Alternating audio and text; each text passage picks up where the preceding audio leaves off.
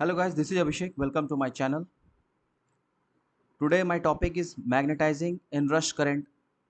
So we are going to discuss about the magnetizing inrush current of transformer. So let's see what is magnetizing inrush current. So when a transformer is first energized, a transient magnetizing current flows, which may reach instantaneous peaks of 8 to 30 times those of full load. Like Motors को जब हम लोग first time चालू करते हैं induction motor को, तो initially वो 8 times of full load current, up to 8 times of full load current draw करता है। लाइक मोटर ट्रांसफार्मर को भी अगर फर्स्ट एनर्जाइज करते हैं तो ये 8 to 30 times of full load current system से ड्रॉ करता है। सो देखेंगे अब क्या है ये magnetizing inrush current. Under normal steady state conditions, the flux in the core changes from maximum negative value to maximum positive value during one half of the voltage cycle. At voltage maximum, the steady state value of the flux and hence the magnetizing current is zero. Hence the flux wave immediately assumes the normal shape for an inductive circuit with both the core flux and magnetizing current rising from zero. तो ये थी कि transformer क्यों during initial charge के time हमारा 8 to 30 times current draw करता है system से, हैवी करंट ड्रॉ करता है। तो ये जो करंट है वो मैग्नेटाइजिंग करंट है, जो फ्लक्स प्रोड्यूस करने के लिए, कोर में फ्लक्स प्रोड्यूस करने के लिए जरूरी होता है। अब देखेंगे कि कौन कौन से फैक्टर हैं जो इस मैग्नेटाइजिंग इंडक्स करंट को कंट्रोल करता है। The first factor is size of the transformer bank. आपका ट्रांसफार्मर जितना बड़ा होगा उतना पावर ड्रॉ करेगा। Size of the power system, resistance in the power system from the source to the transformer bank, residual flux level, type of iron used for the core and its saturation level. So these are the factors controlling the duration and magnitude of the magnetizing inrush current. कितने time तक हमारा system से draw करेगा starting में, ये इस factor पे depend करता है। Now we will see there are three conditions which can produce a magnetizing inrush effect. तो कौन से कंडीशन में हमारा मैग्नेटाइजिंग इनरश इफेक्ट प्रोड्यूस होता है? तो फर्स्ट इनर्जाइजेशन, अगर ट्रांसफार्मर हमारा रखा हुआ है आफ्टर कमीशनिंग, जब हम लोग फर्स्ट इनर्जाइज करते हैं ट्रांसफार्मर को, तो उस केस में हमारा ट्रांसफार्मर जो है सिस्टम से करंट ड्रॉ करता है, मैग्नेटाइजिंग इनरश करंट ड्रॉ करता है कोर में फ्लक्स प्रोड्यूस करने के लिए। और जिसका रीज़न मैंने बताया कि क्यों वो currents 8 to 10 30 times up to लेता है। Voltage recovery following external fault clearance में voltage recovery this time magnetizing inrush current लेता है। Sympathetic inrush due to a parallel transformer being energized. तो ये तीन कंडीशन के time normally magnetizing inrush current transformer draw करता है। नॉर्मली हम लोग देखते हैं फर्स्ट एनर्जाइजेशन में ही ये मैग्नेटाइजिंग इनरश करंट ड्रॉ करता है सिस्टम से ट्रांसफार्मर। अब देखेंगे कि अगर ट्रांसफार्मर मैग्नेटाइजिंग इनरश करंट वो हैवी करंट सिस्टम से ड्रॉ कर रहा है, तो वो तो ट्रांसफार्मर के लिए as a fault, system relay उसको एज अ फॉल्ट देखेगी। तो हाउ टू ओवरकम दिस, हमने रिले में सेटिंग करके ऑलरेडी रखा है, डिफरेंशियल का सेटिंग, ओवर करंट का सेटिंग विथ टाइम। तो अगर सिस्टम से ट्रांसफार्मर 8 टू 30 टाइम्स अगर करंट ड्रॉ करता है फॉर द रिले, ये तो fault as a fault treat करेगा रिले, और रिले इसको ट्रिप कर देगा। तो आप इस केस में ट्रांसफार्मर को चार्ज ही नहीं कर पाओगे। तो उसके लिए कुछ बेसिक प्रोटेक्शन होते हैं जिससे हम लोग इनिशियली ट्रांसफार्मर को चार्ज करने के लिए हम लोग यूज करते हैं। Since the inverse current flows only in the primary winding, it appears as an operating current to the differential relay. मैंने बताया आपको कि सिर्फ ये प्राइमरी वाइंडिंग में करंट फ्लो करता है, सेकेंडरी में नहीं करेगा, तो there will be unbalance. So differential relay operate हो सकता है. ये स्टेबिलिटी नहीं है, producing instability. The immunity to inrush current can be obtained either by delaying the protection or by providing a harmonic restraint. तो कैसे कर सकते हैं हम लोग? या तो जिस टाइम वो हैवी करंट ड्रॉ कर रहा है, थोड़ा सा उसमें टाइम डिले डाल दिया जाए. टाइम डिले हम इतना भी नहीं डाल सकते कि हमारा ट्रांसफार्मर का वाइंडिंग जल जाए, क्योंकि वो करंट हाई ले रहा है, उसको स्टेबल भी आना है.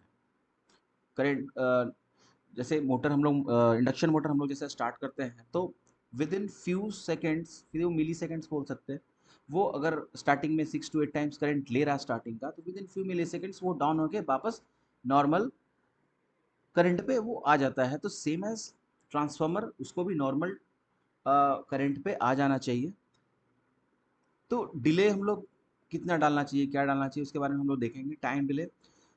Since the magnetizing inrush is a transient phenomenon, a small time delay can be provided in the differential relay to override the same and ensure stability. तो हम लोग उस टाइम डिले के लिए थोड़ा टाइम डिले हम लोग डालेंगे कि हाँ, हमारा डिफरेंशियल रिले एक्ट ना करे, ऑपरेट ना करे,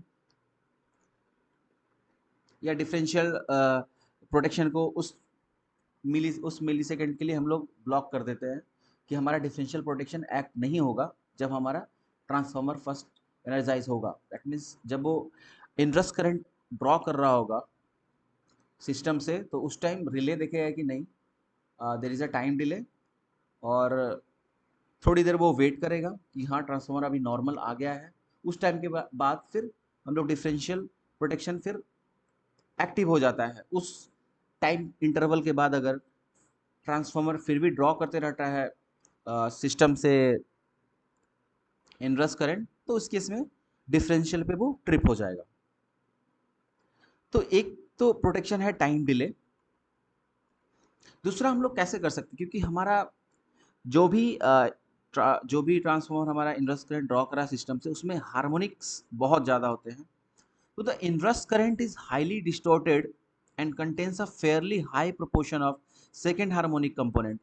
Typical analysis of an inverse current wave shows following harmonic content.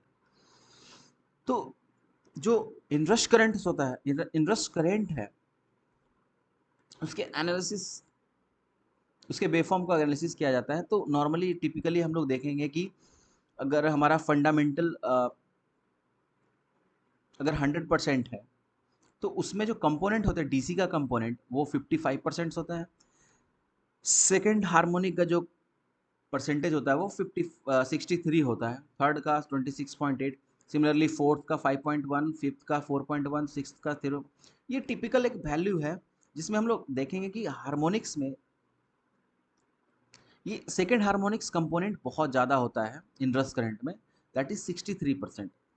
अगर इस हार्मोनिक्स को अगर हम लोग ब्लॉक कर दें, रिस्ट्रेन करें ड्यूरिंग इनिशियल चार्जिंग, ड्यूरिंग जब करे ट्रांसफॉर्मर हमारा इनवर्स करंट ड्रॉ कर रहा है सिस्टम से, तो ट्रिपिंग से हम लोग बच सकते हैं इनिशियली, क्योंकि ट्रांसफार्मर जब चार्ज ही नहीं होगा तो फिर कैसे हम लोग इसका यूज़ कर पाएंगे. तो since transformer draws inrush current, तो उस टाइम के लिए हमें या तो टाइम डिले डालना पड़ेगा या तो फिर हार्मोनिक को रिस्ट्रेंट करना पड़ेगा. तो इसके लिए जो हमारा है, हम लोग सेकेंड हार्मोनिक ब्लॉक या सेकेंड हार्मोनिक रिस्ट्रेंट प्रोटेक्शन का हम लोग यूज़ करते हैं. फिर फिफ्थ जो अगला प्रोटेक्शन हम लोग यूज़ करते हैं वो फिफ्थ हार्मोनिक बाईपास और रिस्ट्रेंट करते हैं. This feature is provided to immune the protection against overexcited operation of the transformer. Core है, फ्लक्स जनरेट होता है, उसमें ट्रांसफार्मर प्रोटेक्शन भी होते हैं, VYF. तो ये just overexcited operation transformer को के लिए ये फिफ्थ हार्मोनिक रिस्ट्रेंट का प्रोटेक्शन का हम लोग यूज करते हैं. The magnetizing current of an overexcited transformer contains substantial proportion of fifth harmonic restraint. तो अभी बस एक एक छोटा सा ओवरव्यू देख लें हम लोग कि ट्रांसफार्मर जब भी इनिशियली चार्ज होता है तो हैवी करंट ड्रॉ करता है, that could be 8 to 30 times of the full load current. तो इनिशियली में अगर ट्रांसफार्मर को चार्ज करना होगा तो इन सभी चीज़ों का ध्यान रखना होगा प्रोटेक्शन में, ताकि हम लोग ट्रांसफार्मर को चार्ज कर सकें। अगर 8 to 30 टाइम्स करंट ड्रॉ करेगा सिस्टम से तो रिले को लगेगा कि हमारा ट्रांसफार्मर में कुछ फॉल्ट है, तो वो ट्रिप कर देगा। तो इस केस में हम लोग थोड़ा टाइम डिले डालते हैं। नेक्स्ट जो प्रोटेक्शन हम लोग लेते हैं वो सेकेंड हार्मोनिक रिस्ट्रेंट प्रोटेक्शन लेते हैं, ताकि ये इनरस करंट के कारण हमारा ट्रांसफार्मर ट्रिप ना हो। सेकेंड हार्मोनिक की क्यों ब्लॉक करते हैं? बिकॉज जो हमारा इनरस करंट में जो टिपिकल वैल्यू होते हैं सेकेंड हार्मोनिक्स कंपोनेंट का, वो 63% के आसपास होते हैं, तो इसलिए सेकेंड हार्मोनिक्स को ब्लॉक करते हैं। जो अगला प्रोटेक्शन है कि fifth harmonic bypass, fifth harmonic को भी हम लोग बाईपास करते हैं। क्यों? बिकॉज हमारा जो ट्रांसफार्मर है वो ओवर एक्साइटेशन में ऑपरेट ना करे। तो ये था एक जस्ट इनरस करंट का एक छोटा सा मैंने एक डिस्कस किया, क्योंकि ये this is very important in transformer. और ये सारे जो चीज़ हैं ये इंटरव्यू में भी क्वेश्चन पूछे जाते हैं, that I will discuss in our next interview question answers. So thank you guys for watching this video, and आप प्लीज़ कमेंट्स करें if in case of any doubt, और thank you very much, thank you.